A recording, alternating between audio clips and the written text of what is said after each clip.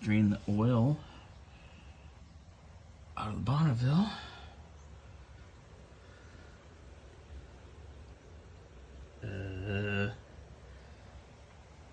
Yeah, that was what was directly under the drain pan, our plug.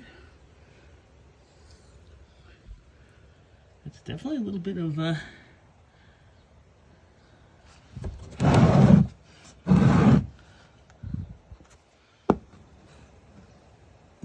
that's metal.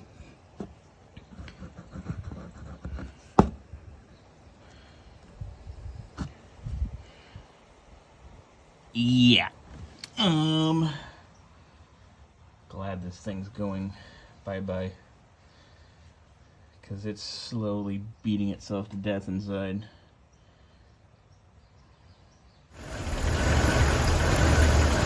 So I just cleaned everything, and it's already blown out enough stuff to smoke. It's been running about 5 minutes. There's so much crankcase pressure that it just blows the dipstick out. I've already pushed the PCV back, put that breather back. That breather's sealed and goes right into the vacuum on the carb, just to try to suck the rings as tight as possible and keep the blow-by from happening. Gotta make sure that the oil cap's on the right spot where it belongs in across off the valve cover. That's what it does. I mean, it runs and blows out the dipstick tube and starts vomiting the oil right out through the dipstick tube hole. Well, through the dipstick tube, because it blows the dipstick out. You know what I mean. The good news is, with the hood shut, there's not any smoke coming out from under the hood. I believe the fan is blowing it all the way back and under the carb, and it's dispersing because there's no more smoke rising in here.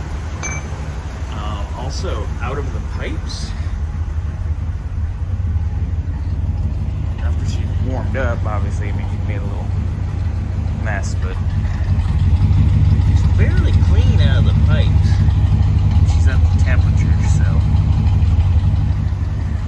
here's hoping when she's up to temp, she's got decent oil pressure,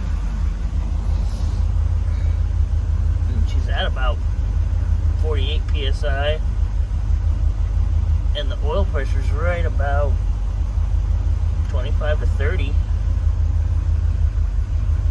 so we're pretty good. I mean, it's not ideal, but I think we're gonna be okay. Let's just keep that hood down and let her get up to temp before rolling across the block.